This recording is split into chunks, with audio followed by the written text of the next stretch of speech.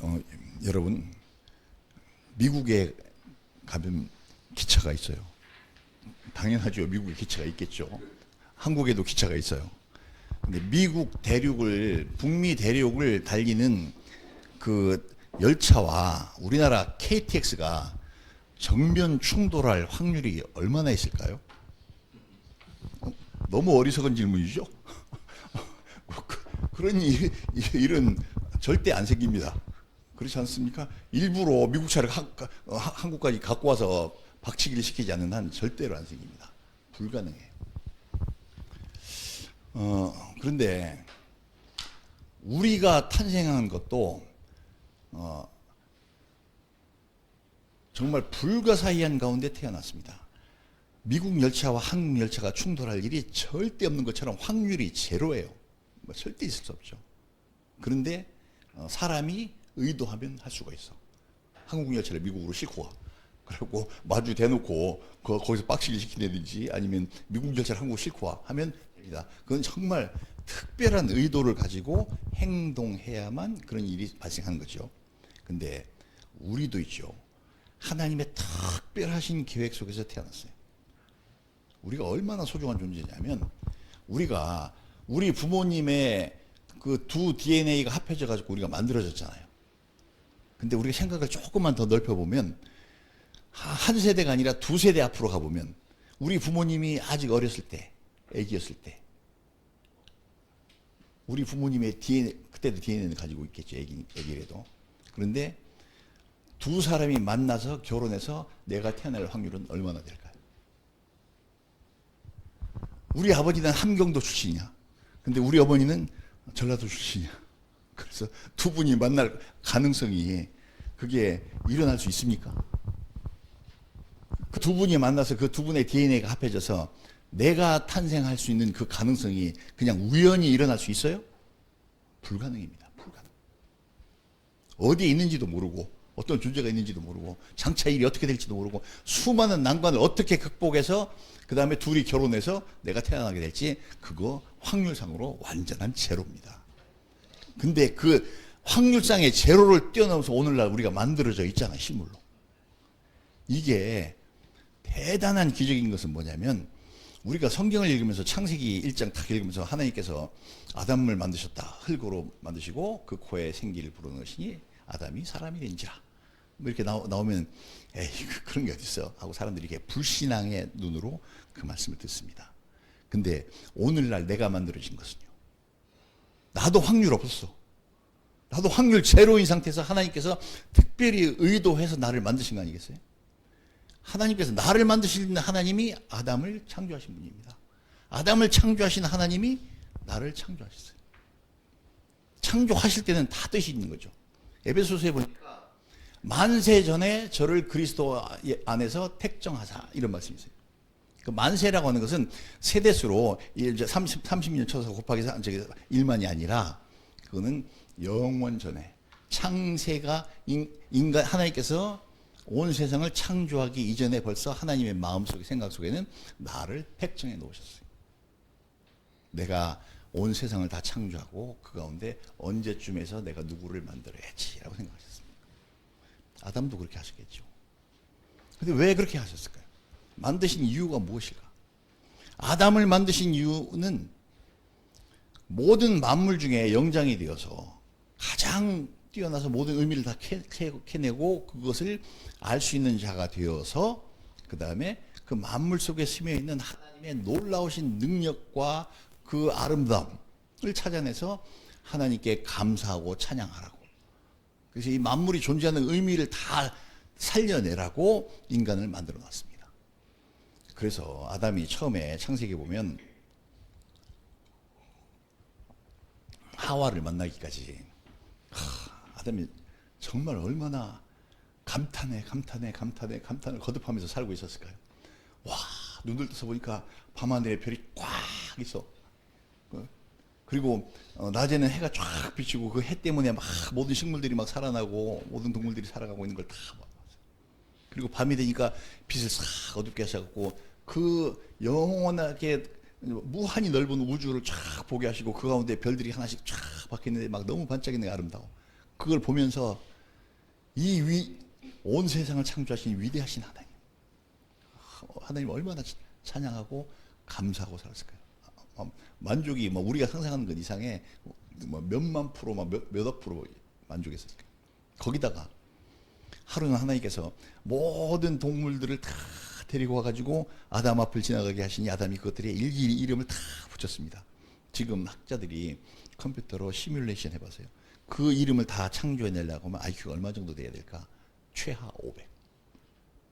그러니까 너무 명석해. 그리고 모든 걸 보면 거기 담긴 뜻을 그냥 팍팍팍 알아봐. 그러니 그 속에서 하나님 뜻을 발견하고 하나님의 아름다우심과 위대하심과 요거를 창조하신 그 깊으신 뜻에 대해서 다 알고 얼마나 행복해하고 있었을까요?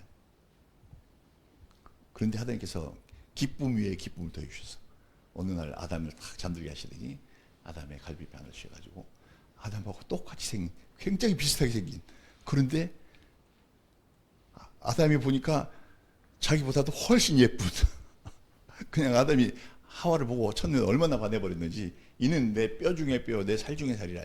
그 뭐냐면 나의 모든 것을 다 주고도 다 주고도 이 사람하고 바꿀 수가 없어라고 하는 그런 뜻이에요. 이게. 그러니까 그 하와를 봤을 때 정말 자기가 가진 나의 모든 것을 다 주고라도 나는 이 사람을 얻어야 돼, 같이 있고 싶어 하는 그런 생각이 났겠죠. 그러니 하와하고 같이 살아가면서 그 행복이 뭐 말로 다 할 수 없었겠죠. 우리도 하나님 은혜 안에서 그렇게 살 수 있도록 하나님께서 우리를 다 회복시켜 놓으셨습니다. 그런데 그 행복하던 어느 날 불청객 하나가 찾아왔어요. 이름은 사단인데 우리 저기 한자어로는 마귀라고 씁니다. 마귀로 아주 사악하고 더럽고 추악하고 잔인하고 한 그 영이 찾아와서 아담과 하와를 갖다가 유혹합니다. 뭐라고 유혹하느냐? 야, 저 동산, 이야기를 시작하는 거죠. 이야기 시작은 그 동산 가운데 있는 두 나무 중에 한 나무, 하나님께서 그 선악을 알게 하는 나무의 열매만 먹지 말라고 했어요. 나머지 동산에 있는 모든 나무의 실과는 네가 임의로 먹되, 네가 먹고 싶으면 언제든지 얼마든지 마음대로 먹어라.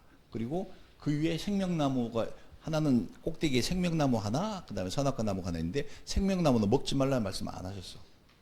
그러니까 그것도 아담이 먹을 수 있는 거였어요. 근데 마귀가 딱 와서 딱 그 선악과를 딱 얘기합니다. 얘기하고 하나님이 동산에 있는 모든 열매 먹지 말라고 하되 이렇게 거짓말을 해요. 사실은 다 먹으라고 했는데 그렇게 항상 그렇게 딱 걸고 들어가가지고 마귀가 우리 영혼을 무너뜨릴 때는 거짓말로 시작해서 우리를 무너뜨립니다. 우리 거기 속으면 안 됩니다. 그 얘기를 듣고 제가 전에 우리 설교 시간에 얘기해서 여러분 기억날 거예요. 우리 마음속에 그와 같은 유혹이 다가올 수 있습니다. 근데 가장 좋은 방법, 아예 처음부터 절대 내가 수용하지 않는 거야. 말 붙이면 말도 안 해. 꺼져. 나 너하고 대화 안 해. 이렇게 해버려야 됩니다. 말 대화를 하와가 해줬어요. 아니, 다 입으로 다 먹으라고 했어. 근데 저 가운데 있는 나무는 먹지 말라고 했어. 가운데 있는 선악과는 먹지 말라고 얘기하니까 그때부터 이제 본격적으로 대화가 시작되니까 확 그 영혼을 사로잡아서 휘감고 들어요. 뭐라고 얘기하느냐? 하나님이 왜 못 먹게 했는지 알아? 딱 하면서 저거를 먹으면 니네가 눈이 확 빠져 하나님하고 똑같이 지혜로워져서 엄청나게 지혜로워져서 니네가 지금 무지하게 지혜롭지 않니? 근데 더 지혜로워서 천지를 창조할 수 있는 하나님처럼 될 수가 있을까봐 하나님께서 그래서 못 먹게 한 거야. 이거 거짓말이잖아요. 근데 그 말에 다 꽂혔어. 하나님처럼 될 수 있다고? 거기에 딱 욕심이 생긴 거죠. 그래가지고 저기 가서 자세히 마귀가 한 얘기를 기억하고 가서 그 열매를 보니까 먹음직도 하고 보함직도 하고 지혜롭게 할 만큼 탐스럽기도 한지라 따서 먹었고 자기 남편에게도 줬습니다. 그 행위가 뭐냐면 하나님처럼 될 수 있다고 하고 그럼 해야지. 누구를 위해서? 나를 위해서. 그러니까 마귀가 죄를 짓게 만든 것이 아니고 마귀가 마귀는 유혹했을 뿐이고 마귀가 죄를 지은 게 아니에요. 마귀는 유혹했을 뿐이에요. 근데 그 유혹의 소리를 듣고 인간이 직접 행동을 옮겼잖아요. 인간이 범죄한 거예요. 그래서 책임은 누가 져야 되냐? 인간이 져야 돼요. 그 이후로 오늘날 우리가 알고 있는 모든 인류 역사에 비참한 일들이 다 생기게 됐습니다. 근데 아담을 창조하실 때처럼 그런 창조의 능력을 발휘하셔서 우리를 지금 만들어 놓으셨잖아요.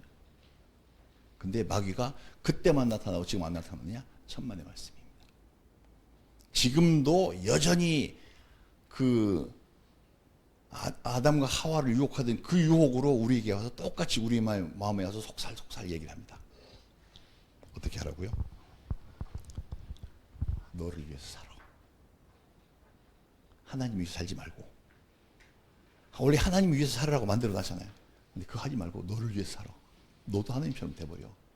그렇게 내 마음을 싹 자극을 합니다.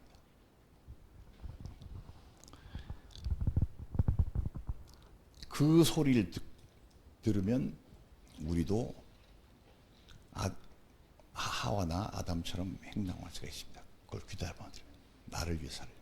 그래서 우리가 마귀가 아예 처음부터 지 말 잘 듣는 사람한테는 그런 얘기도 안 해요.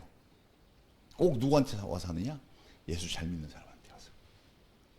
예수 잘 믿고 내가 신앙생활 잘해야지 생각하는 사람한테 와가지고 야, 네가 꼭 그렇게 하나님만을 위해서 살 필요가 있어?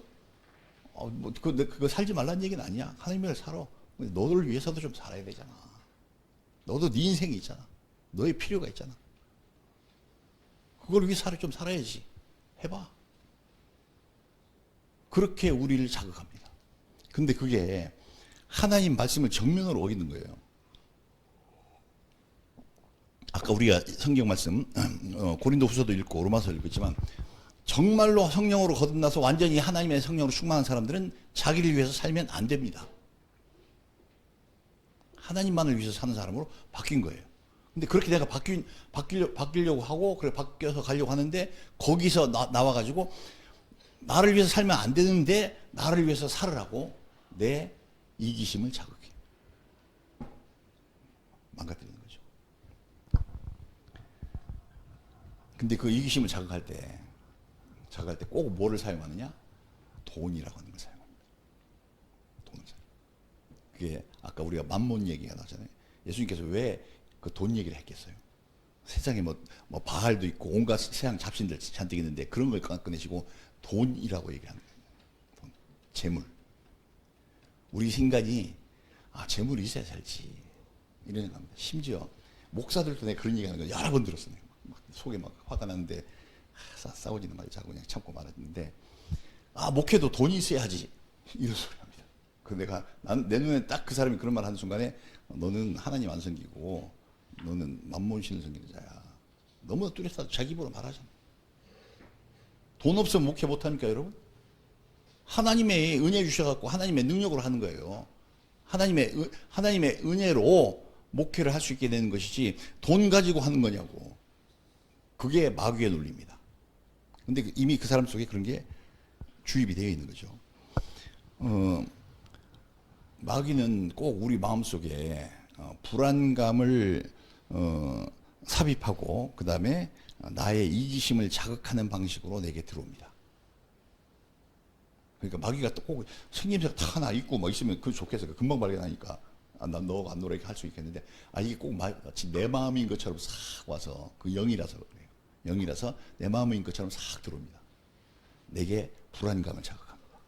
그러니까 야, 너 이거 없으면 못 살잖아. 이렇게 인생살이 그렇게 이거 있어야만 살 거 아니야? 막 이런 식으로 싹 자극하고 그 다음에 이기심을 자극하고 불안감을 자극해요. 너도 너를 위해 살아야 될 거 아니야. 성경 말씀에 분명히 자기를 위해 살면 안 된다고 쓰여 있는데 그게 성경의 진리인데 그거 하지 말라. 여기에 많은 사람들이 넘어갑니다. 근데 예수님께서 인생이 그런 줄 알고 오셨어요. 있다고 보셨는데 로마서에 보면 예수님을 둘째 아담이라고 부릅니다. 로마서 읽어보면 첫째 아담이 먼저 왔어요.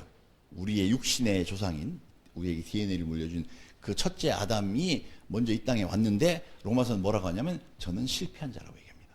실패했잖아요.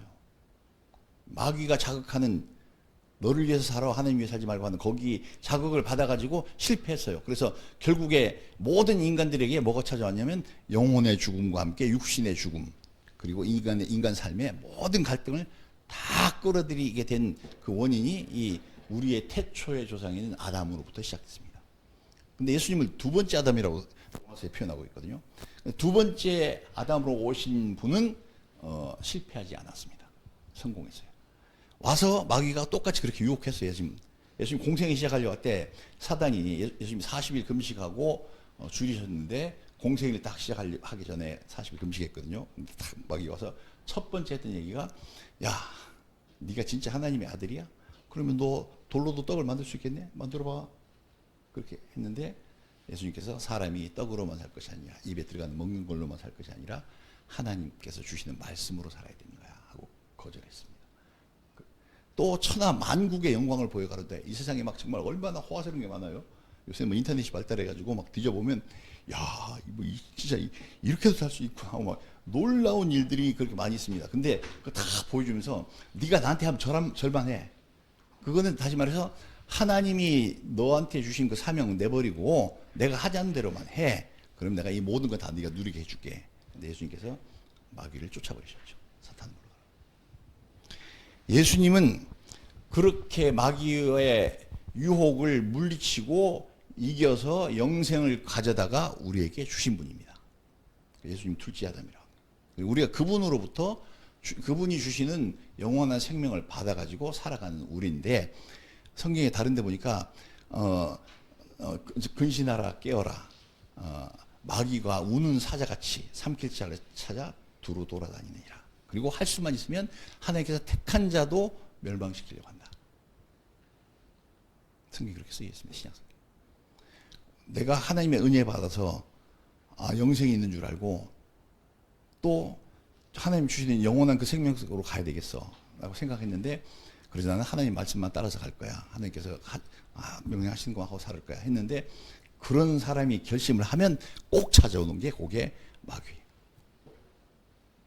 그리고 그런 마귀가 찾아와서 유혹하기 전에 먼저 하나님의 은혜를 내가 많이 누릴 수 있었어. 아담이 처음에 막 하나님께서 주신 그 세계 속에서 막 행복해하고 아름다워 하나님 찬양했던 것처럼 정말 하나님이 주시는 평화가 이런 거구나.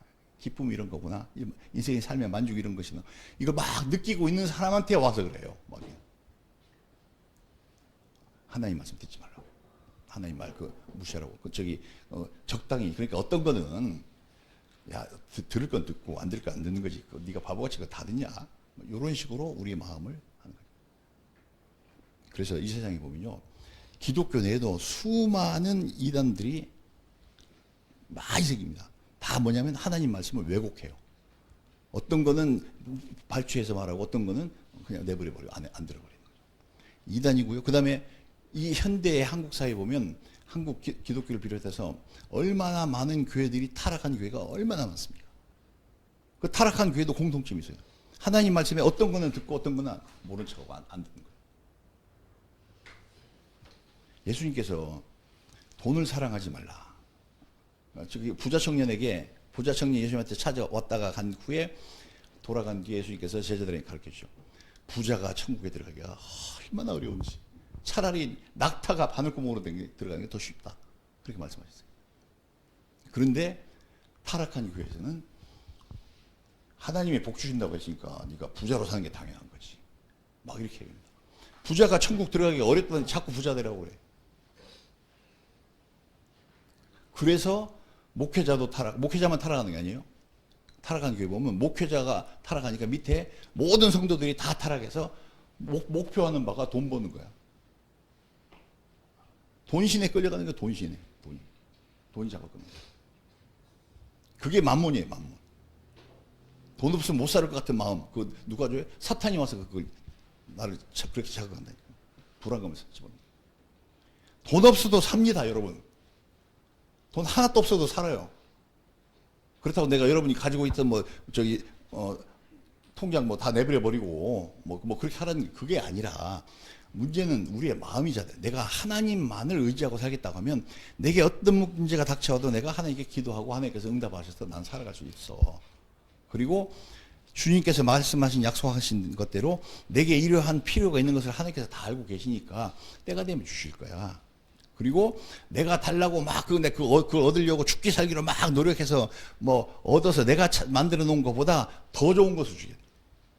더 좋은 거 주실 거야. 이 믿음을 내가 잃지 않아야 되는 거지.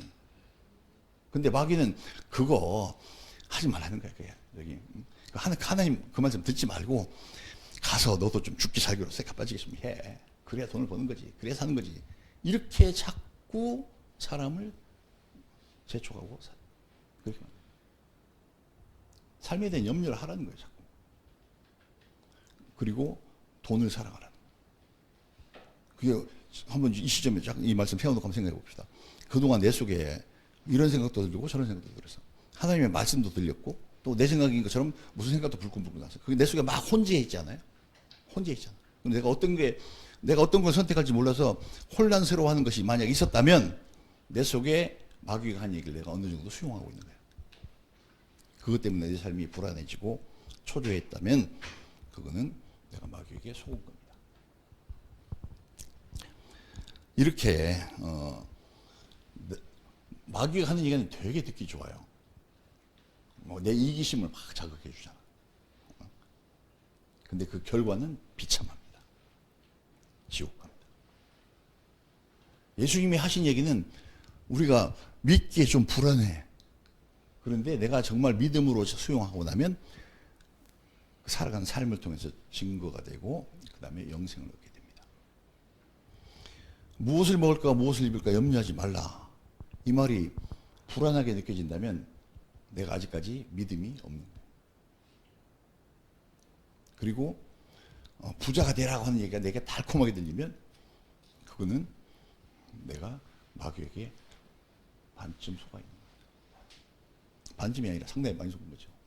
마귀가 우리를 낚을 때 사용하는 미끼가 그게 재물의 돈. 이 시대에 살면서 돈 없이 어떻게 사냐고. 누가 또 그렇게 당당하게 그렇게 말하는 사람들이 상당히 많아요. 그 순간에 그 사람 표정 보고 들어보면 진리 같아요. 이 시대 돈 없이 어떻게 살으려고.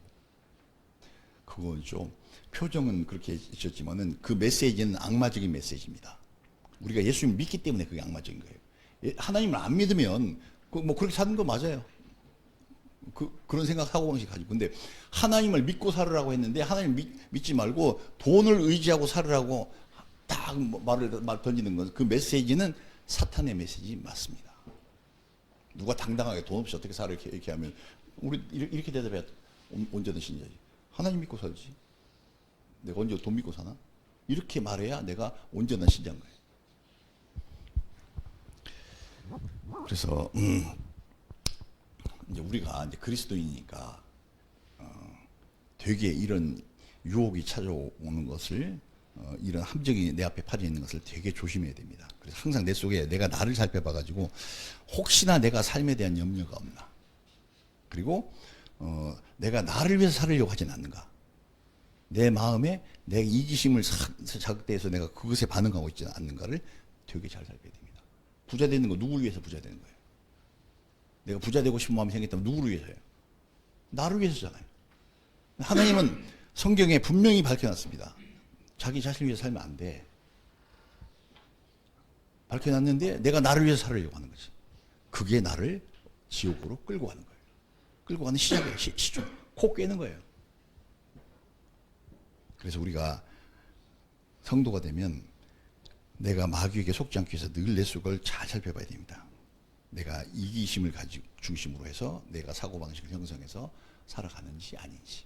혹시나 그런 게 조그만 때가 껴도 얼른 닦아내버리고 말아야 돼. 내 속에 그런 생각이 딱 들어오면 사탄아 물러가라. 나 너하고 대화 안 해. 하고 끊어버려야지. 거기서 맞긴 맞는데 말이야. 근데 또 교회 가니까 또 이렇게 말을 하네.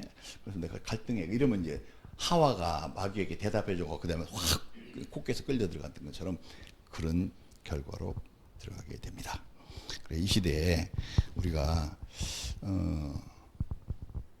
이런 유혹이 너무 많은 시대이기 때문에 이거는 뭐 다른 사람이 할 수 있는 게 아니에요. 본인 스스로 내가 나를 점검해 가지고 그런 나의 이기심을 자극하려고 하는 것은 이거는 사탄이 하는 거구나 하고 늘 물리쳐야 됩니다. 그 사탄이 하는 것은 지금까지 오늘 말씀 나누면서 계속 얘기했지만 결국에 사탄이 요구하는 것은 하나님 말씀 믿지 말라는 거예요. 하나님 말씀 버리라는 겁니다.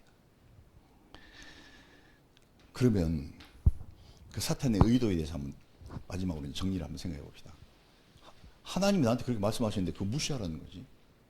그럼 하나님하고 나하고 비교해서 누가 더 높아요? 내가 하나님보다 더 높아지려고 하는 거예요. 그게 사탄의 의도입니다. 사탄의 목표예요. 내가 하나님을 정말로 진정으로 사랑하고 존경하고 그분의 말씀, 그분을 경외한다고 하면 그분이 말씀하시는 걸 내가 듣지. 내가 무시하지 않는다고. 나보고 자꾸 무시하래. 나보고 하나님보다 더 높아지래. 저하고 똑같이. 같이 지옥 가자고. 다시 한번 오늘 우리가 내 속에 하나님의 말씀인 진리를 대적하는 이기심이 있는지 없는지, 오늘 말씀 제목이 그거예요. 진리를 대적하는 이기심. 이것을 내가 물리쳐야 됩니다. 이걸 영적인 전쟁이라고 하는 거예요. 이것은 우리 몸 밖에서 일어나는 전쟁이 아니라 나의 심령 안에서 일어나는 전쟁이기 때문에 이 싸움에서 이기면 영생을 얻을 것이고 여기서 지면 그 다음에 멸망으로 가게 됩니다. 그래서 우리가 딴 사람이 살필 수도 없어. 자기가 살펴야 됩니다. 잘 살펴서 만약에 혹시 그런 게 있다면 극한의 회개를 해야 돼요. 극한의 회개. 이게 죄의 뿌리거든요. 금방 얘기한 그 이기심이 그 죄의 뿌리인데 그 뿌리까지 파내는 극한의 회개를 해야 됩니다. 그래서 막 내가 나를 파내버리려고 하니까, 나의 이기심을 파내버리려고 하니까, 그게 나의 본성 속의 한 요소로 있는데 그걸 파내버리려고 하니까 그게 얼마나 어렵겠어요. 그래서 예수님께서 하신 말씀 중에 자기를 부인하라고 하는 게 그거 파내라는 거예요. 그리고 자기 십자가에서 죽으라 하는 거예요.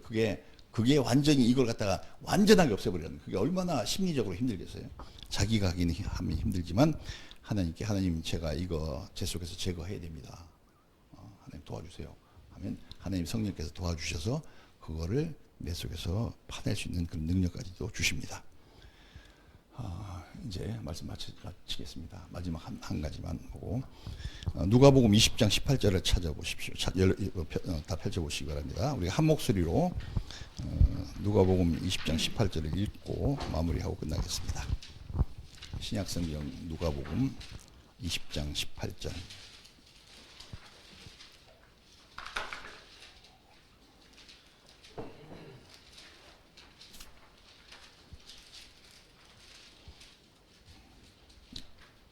재은자님, 찾으니 상혁이?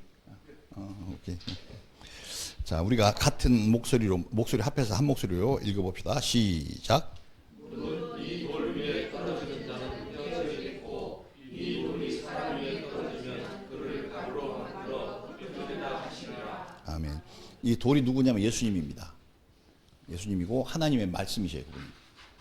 그분이 하신 말씀을 내가 무시하고 그 돌 위에 떨어지면 자기 인생이 깨집니다. 하나님 말씀을 무시하고 그 위에 내가 예수님을 깔아뭉개고 그 위에 떨어지면 자기가 깨지는 거예요. 그런데 그거를 넘어서서 이 말씀을 대적해. 이 말씀이 나를 책망하고 이렇게 뭐라고 하니까 막 핑계대고 이유대고 막 하고 막 저기 따지고 그러지 막 이럴 수도 있잖아 하고 막 논리를 갖고 따지게 되면 그러면 그 돌이 그 사람 위에 떨어집니다. 그럼 어떻게 된다고요? 가루가 되버려요. 가루가 돼서 흔적도 없이 사라지는 상황이 벌어지게 됩니다. 이게 우리가 현실에 살면서 체험될 수 있는 부분인데 이런 일이 생기지 않도록 혹시 우리 속에 그런 이기심을 자극하고 내 속에 돈을 사랑하는 유혹하는 그 마음이 가득 차게 됐으면 내가 이런 심판에 가까이 와 있구나 하고 이런 생각하시고 크게 각성하고 온전히 하나님 말씀만을 따라서 사는, 그래서 영생을 얻기에 충분하고 합당한 그런 우리 모두가 될 수 있기를 예수님의 이름으로 축복합니다.